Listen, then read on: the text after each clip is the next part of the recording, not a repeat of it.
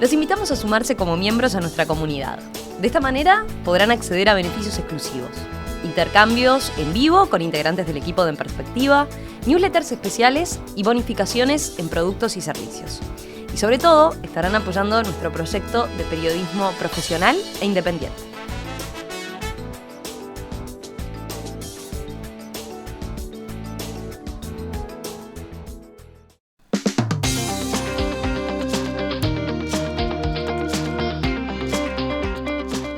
El siguiente espacio es una presentación de Seguro Americano. 50 años de medicina cada vez más humana.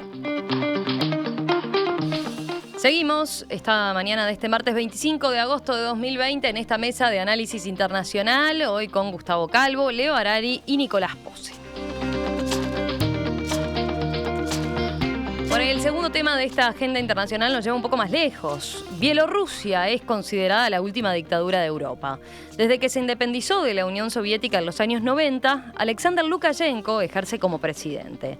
Aunque ha sido reelecto en 4 ocasiones, los comicios han sido siempre denunciados por organismos internacionales por injustos o poco transparentes. Y fue eso lo que ocurrió el 9 de agosto pasado. Una nueva instancia electoral en la que Lukashenko salió airoso. Lukashenko ganó con el 80% de los votos para un 6º periodo consecutivo como presidente, a pesar de que las encuestas no oficiales le daban la victoria a la opositora Svetlana Tikhanovskaya. Ante esta situación, miles de personas salieron a las calles en protesta contra el presidente, que ha reprimido las movilizaciones violentamente.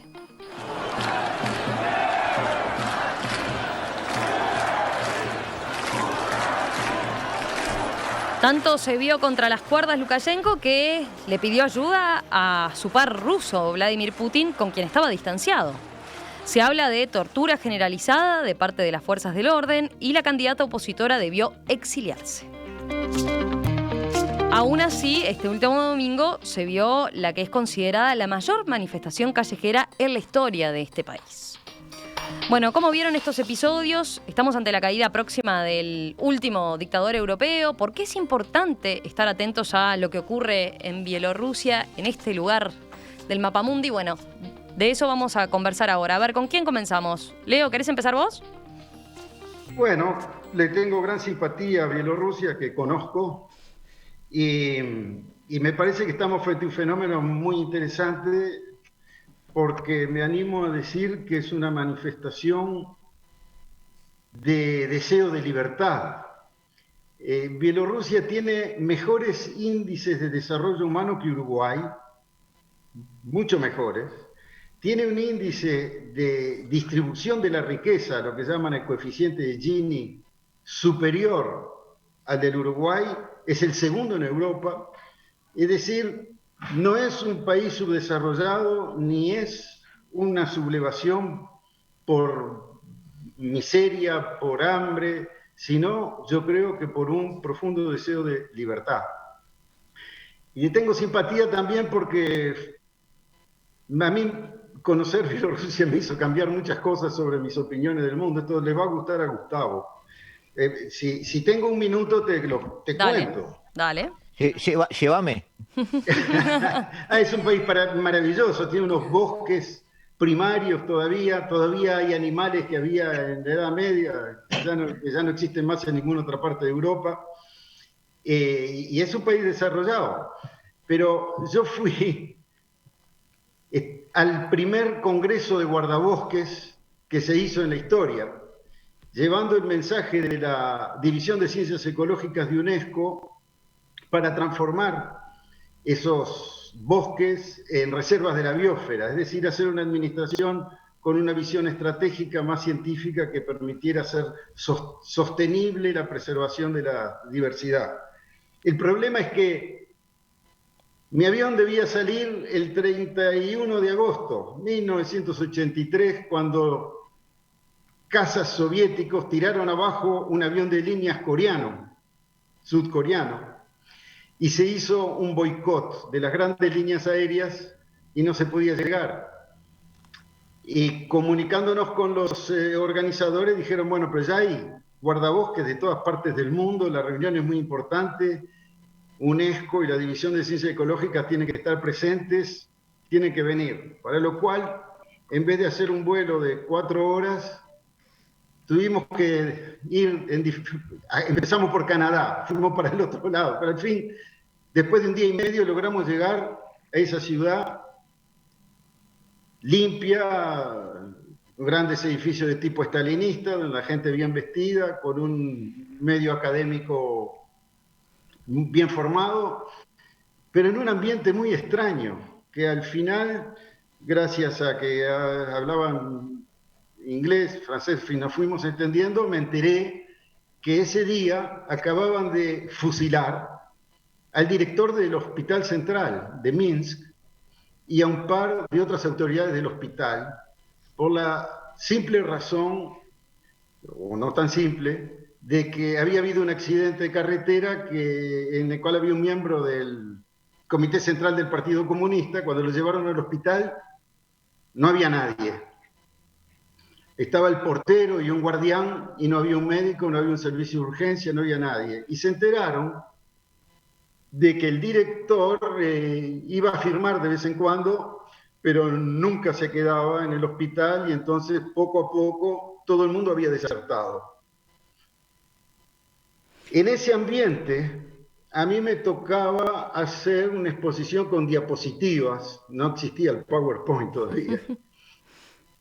Llevaba 24 diapositivas para explicar lo que era una reserva de la biosfera y me trajeron 7 proyectores diferentes. Digo, no, con uno me alcanza. Dice, no, lo que pasa es que se queman las lamparitas muy fácil y no está previsto repuesto de lamparitas, están previstos repuestos de proyectores. Tenemos todos los proyectores que quiera. Entonces sí, usé para mis 20 y pocas diapositivas 3 proyectores, porque efectivamente las lamparitas se quemaban fácil. Yo, cuando volví a mi trabajo, pasé una especie de crisis, porque para decirlo muy cortito, pocos años después colapsó la Unión Soviética y a mí no me sorprendió para nada. Me hizo cambiar mi visión totalmente de la forma de organizar la sociedad y de la manera de organizar la economía y de llevar adelante las cosas. Lo que me llevó más a ser anarco que bolche. Bien Eso sí. termino para decir, no deja de lado el hecho de que es un país pequeño, de 9 millones de habitantes, pero con poca superficie, en donde todavía se tiene un enorme respeto por el medio ambiente y donde la gente tiene oportunidades, pero necesitan libertad. La necesitaban en aquella época y Lukashenko, que no tiró abajo la economía, sino que la hizo llevar adelante y no agrandó las diferencias sociales, sino que las achicó, pero no logró dar algo que parece ser también una necesidad esencial del ser humano, que es el sentimiento de libertad. Uh-huh. Sí, ahí está. Yo iba a poner el foco ahí o les iba a preguntar sobre ese punto, ¿no? En particular, bueno, ¿cómo es la relación hoy en día con Rusia y qué lugar o cómo analizan esta ayuda de Lukashenko pidiéndole a Putin una mano, de alguna manera? ¿Estas movilizaciones qué están reflejando? ¿Es contra Lukashenko concretamente o es también, como hemos visto en otras ocasiones, un movimiento más pro-europeo? ¿Qué podemos aportar en ese sentido? Yo ya hablé bastante. Bueno. A ver quién va, Nicolás o Permiso, Gustavo. entonces. Dale, a ver, Gustavo. Voy a tratar de contestar varias preguntas tuyas, Romina, porque hiciste varias, bastante rápido, y Nicolás en todo caso me corrige porque puedo errarle. Estoy mirando un mapa y me retrotraigo un poco a la situación de Leo cuando la URSS era URSS. Polonia, Checoslovaquia, Hungría, Rumania, detrás de la cortina de hierro, conformaban una especie de cinturón de países que de alguna manera le servían como una especie de colchón entre la Unión Soviética y el tan temido Occidente, su enemigo ideológico en ese momento. Cuando cayó el muro de Berlín, que es una forma simbólica de decir que cayó todo el sistema, no solo esas repúblicas se hicieron libres, sino que también aquellos países que formaban parte de la Unión Soviética, como por ejemplo Estonia, Letonia, Lituania, Bielorrusia y Ucrania, Bielorrusia incluido, eran una especie de segundo cinturón antes de Rusia. Si vemos el mapa, vemos que son las repúblicas que están entre Rusia y Occidente. Para Rusia hoy, que Bielorrusia caiga, y ahora voy a explicar qué quiere decir que caiga, quiere decir que Occidente se acerca a 500 kilómetros de Moscú. Hay una razón geopolítica para Putin de que Bielorrusia siga siendo, de alguna forma, un país manejable dentro de su área de influencia y donde él pueda seguir influyendo en su sistema político. Esa es la importancia de Bielorrusia para Putin. Y como esa es la importancia de Bielorrusia para Putin, esa también es la importancia de Bielorrusia para Europa. Por eso Europa presiona. Ahora, contestando otra pregunta de Romina, ¿de qué estamos hablando? Estamos hablando de un dictador. Estamos hablando de alguien que desde 1994 está en el poder.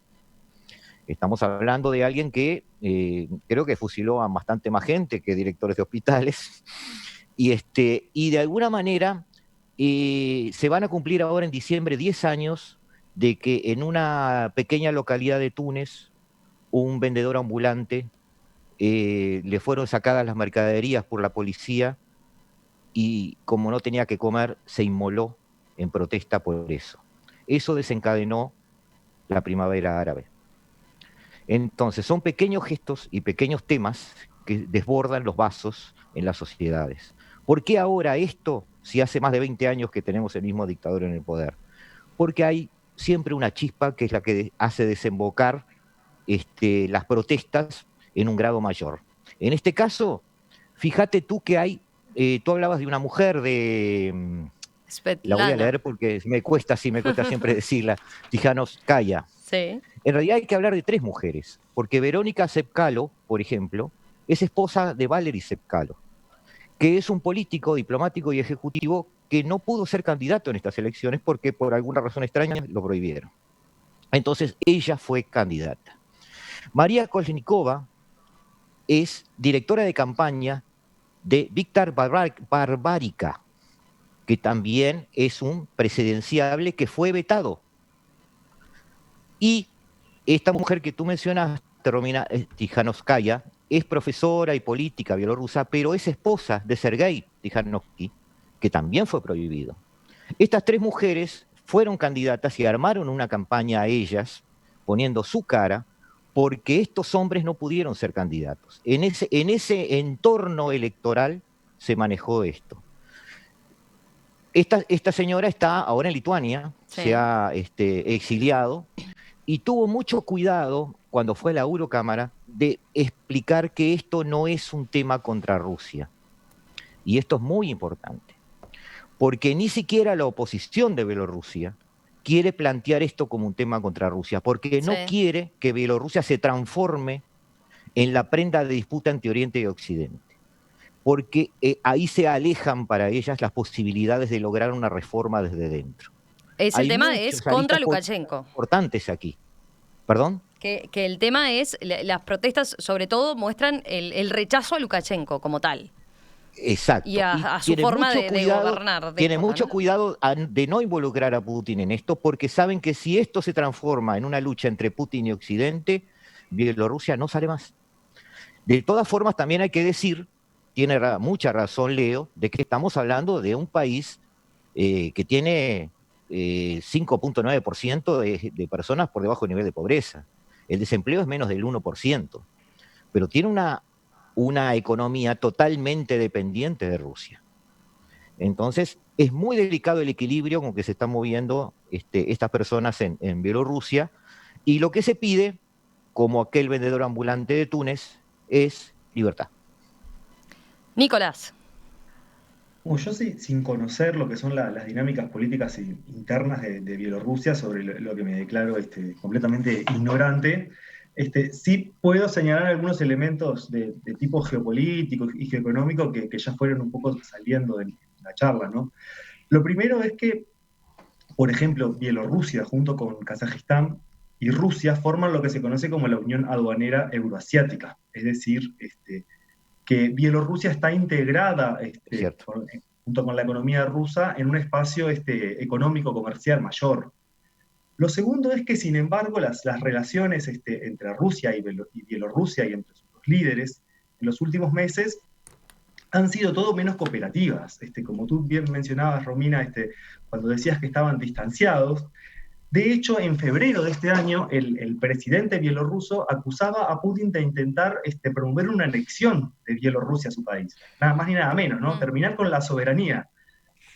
No tengo la capacidad de decir hasta qué punto esto era así o era parte de cierta narrativa doméstica del presidente bielorruso, pero lo cierto es que esto apunta a un elemento de conflicto entre dos socios o aliados tradicionales. Y es inevitable, cuando uno piensa en la cuestión geopolítica de Bielorrusia y en el cambio de su liderazgo, no trazar paralelismos con lo que sucedió en Ucrania, como bien decía Gustavo en su intervención. En Ucrania, claramente, una vez que surgen todas estas protestas en la plaza que se termina denominando las protestas del Euromaidán, ¿no? Básicamente, el sector más occidental de Ucrania intentando virar hacia Europa y el sector más oriental de Ucrania, de muchos de orígenes rusos, intentando mantener la orientación prorrusa del país. Y por lo que se comenta, por lo que surgen en las noticias en estos días, en este caso ese clivaje no estaría tan presente. Los bielorrusos no tienen un deseo como, vamos a ponerlo en términos caricaturescos, como la mitad de Ucrania de virar hacia Europa. Lo que sí tienen un deseo, evidentemente por lo que exponen estas manifestaciones, es un deseo de mayor libertad política, no es un reclamo de tipo económico, como bien se comentaba.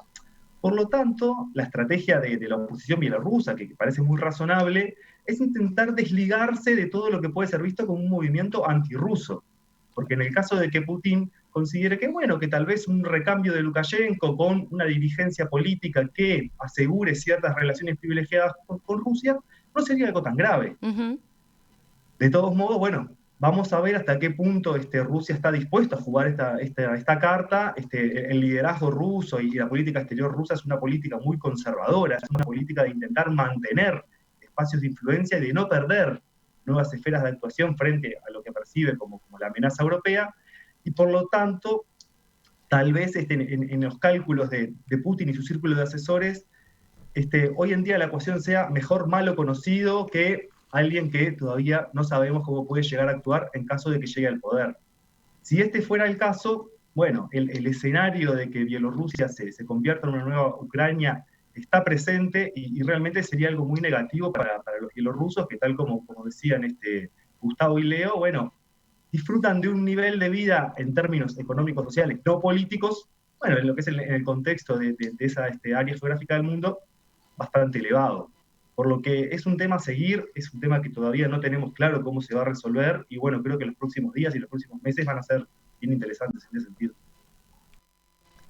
Bien, estamos mejor parados para entender entonces los próximos acontecimientos en Bielorrusia y por qué es importante mirar allí, mirar el mapa, cuánto incide Rusia entonces en el desenlace que pueda darse. Volvemos y retomamos este tema en cualquier momento.